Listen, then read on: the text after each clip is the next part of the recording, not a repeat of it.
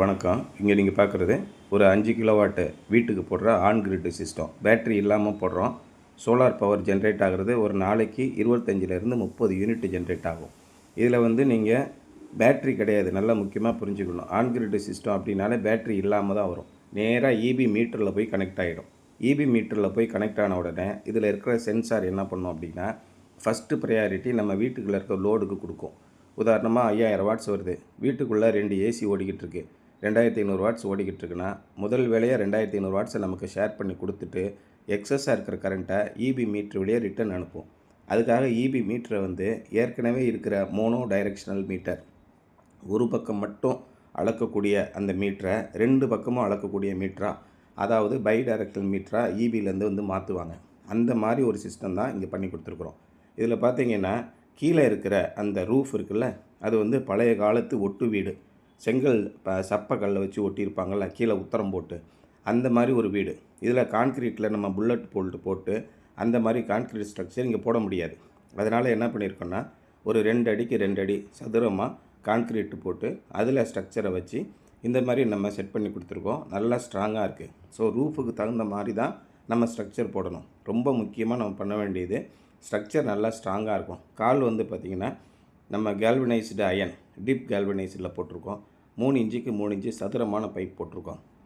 அதே மாதிரி அந்த ராஃப்டர் பார்த்திங்கன்னா 3க்கு 1.5 சி சேனலில் நம்ம பண்ணி கொடுத்துருக்குறோம்.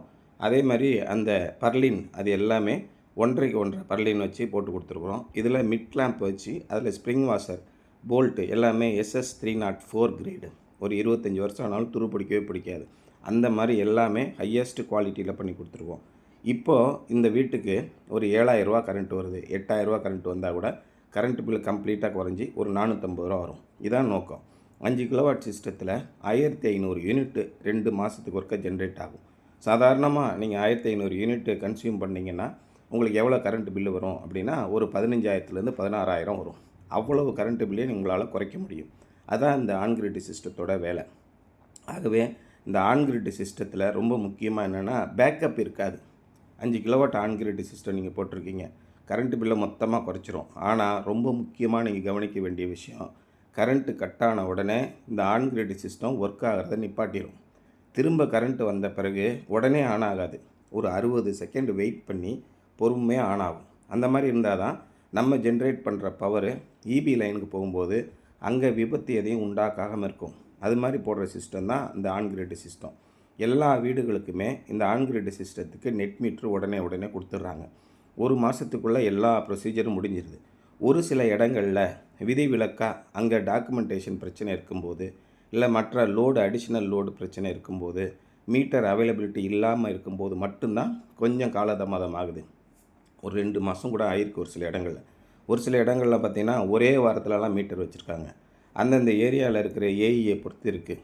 அந்த ஏஇ கரெக்டாக வெரிஃபை பண்ணி உடனே கொடுத்துட்றாங்க. நிறைய இடங்களில் 99% இடங்களில் மீட்டர்லாம் ஒரு வாரத்துக்குள்ளே 10 நாளுக்குள்ளெல்லாம் வந்துடுது. உங்கள் சிஸ்டம் ஆன் ஆகி ரன் பண்ண ஆரம்பிச்சிடும். அதுக்கு இப்போ பிஎம் சூரியகார் அப்படிங்கிற திட்டத்தின் கீழே கொடுத்துருக்கிறதுனால ஒவ்வொரு வாரமும் வெரிஃபை பண்ணுறாங்க. ஏன் டிலே ஆகுது, என்ன காரணம், அதை செட்ரேட் பண்ணி விடுங்க அப்படின்னு. அதே மாதிரி வங்கி கடன் உதவியும் கிடைக்கிது. நேரடியாக அவங்க கையில் இருக்க காசை போட்டு நீங்கள் எடுத்துக்கலாம். உதாரணமாக நீங்கள் ஒரு 3 லட்ச ரூபா செலவு பண்ணுறீங்க அப்படின்னா, ஒரு மாதத்துக்குள்ளேயே மத்திய அரசாங்கத்திலிருந்து உங்களுடைய வங்கி கணக்குக்கு 78,000 ரூபா உடனே வந்துடுது. 100% வந்துடுது.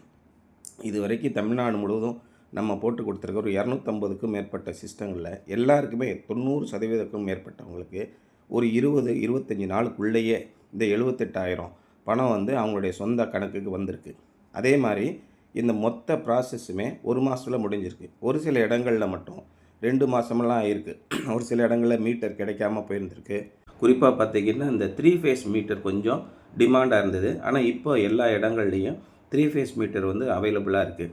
அதேமாதிரி நம்முடைய ஒர்க்மேன்ஷிப்பு நீங்கள் பார்த்தீங்கன்னா ரொம்ப நீட்டாக ட்ரெஸ் பண்ணி கொடுத்துருப்போம். வயரிங்லேருந்து எல்லாமே பக்காவாக டிசைன் பண்ணி அதுக்கு தேவையான மெயினாக என்னென்ன நம்ம செய்யணுமோ சேஃப்டி ஆஸ்பெக்ட்ஸ்லேருந்து நம்ம ஆஸ்தெட்டிக் பார்க்குறதுக்கு அழகாக இருக்கிற வரைக்கும் எல்லாமே ஒரு புது வீடு நீங்கள் கட்டியிருக்கிறீங்க, அது எந்த அளவுக்கு பர்ஃபெக்டாக இருக்கணுமோ அந்த அளவுக்கு நம்ம பண்ணி கொடுத்துட்றோம். இதுதான் ரொம்ப முக்கியமான விஷயம். இது நம்மளுடைய ட்ரெஸ்ஸிங் பண்ணி கொடுக்குற விதம். மேலேருந்து சோலார் பேனல் கீழே சோலார் பிரேக்கர் ஆன் பண்ணோடனே ஆட்டோமேட்டிக்காக பண்ணி கொடுத்துரும். இது மாதிரி சேஃப்டி ஆஸ்பெக்ட்ஸும் பண்ணி கொடுத்துரும். நிறைய பேர் எர்த்திங் வந்து இது வந்து நம்ம 1 மீட்டர் ராடு போட்டு பண்ணி கொடுத்துருக்குறோம். அந்தந்த வீட்டில் இருக்க இட வசதியை பொறுத்து நம்ம இந்த எர்த்திங் பண்ணி கொடுக்குறோம். ஒரு சில பேர் எங்களுக்கு 2 மீட்டர் எர்த்திங் ராடு கொடுங்கன்னு கேட்குறாங்க. அதே மாதிரி லைட்னிங் அரெஸ்ட் போடும்போது எங்களுக்கு பெருசாக பண்ணி கொடுங்க, ஒரு 50 ஸ்கொயர் போட்டு பண்ணி கொடுங்க, லைட்னிங் அரெஸ்ட் வந்து பெருசாக பண்ணி கொடுங்க அப்படின்னு கேட்குறாங்க. அது மாதிரி நீங்கள் கேட்குற விரும்புகிற எல்லாத்தையும் நாங்கள் பண்ணி கொடுக்குறோம். சாதாரணமாக வந்து சேஃப்டி ஆஸ்பெக்ட்டுக்கு இந்த மாதிரி 3 கிலோவாட், 5 கிலோவாட், 10 கிலோவாட் வரைக்கும் ஃப்ராங்க்லின் டைப்பு லைட்னிங் அரெஸ்ட்டு கொடுக்குறோம்.